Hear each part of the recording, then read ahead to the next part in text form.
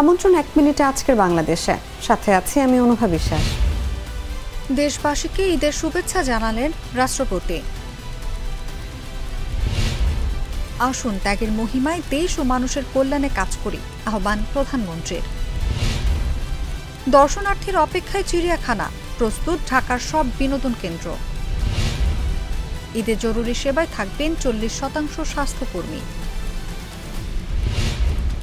শেষ দিনে গরু কিনতে ক্রেতাদের ঢল, দামও বেশি।